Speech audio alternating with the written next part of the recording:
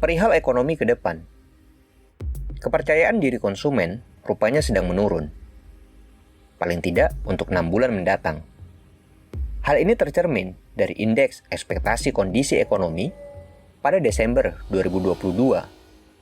Dilansir dari Bank Indonesia, tercatat 127,3 lebih rendah ketimbang November 2022 sebesar 127,9. Hal tersebut dipicu oleh penurunan ekspektasi terhadap ketersediaan lapangan kerja dan kegiatan usaha. Akhir tahun 2022, keduanya mengalami penurunan 2,5 poin dan 0,6 poin dari November 2022, menjadi 123,9 dan 124,6. Angka yang menurut Bank Indonesia tergolong baik lantaran masih berada di zona optimis sebagaimana bulan-bulan sebelumnya.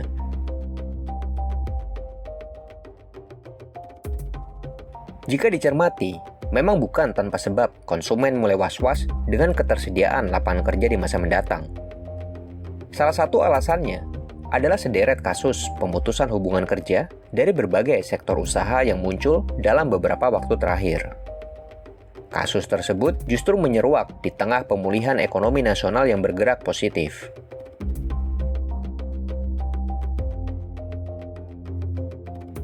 Contohnya dari sektor teknologi, utamanya oleh perusahaan rintisan alias startup.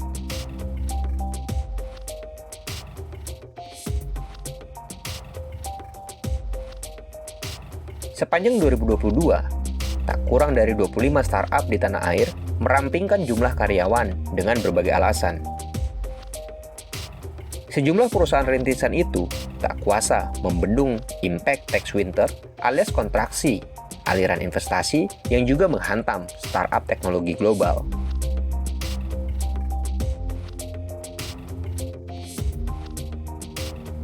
Alhasil, mereka pun harus mengencangkan ikat pinggang, berhemat agar bisnis dapat terus berjalan, kala aliran modal mereka tertahan.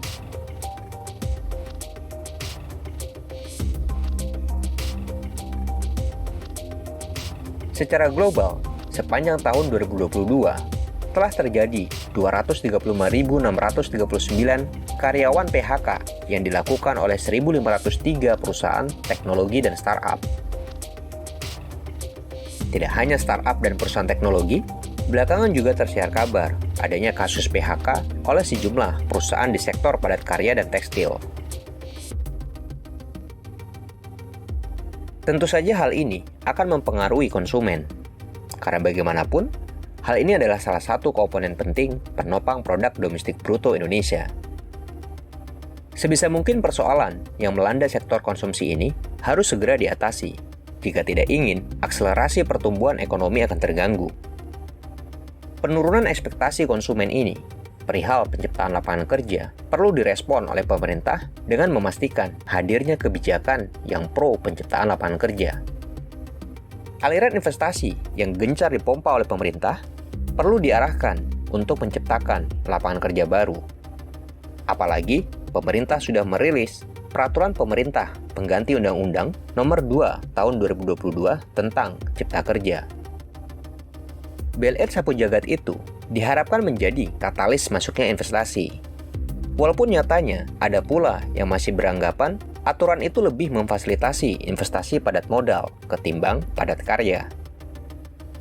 Hal ini patut menjadi pertimbangan pemerintah dalam menyusun aturan turunannya kelak dengan melibatkan para pelaku usaha dan para pekerja.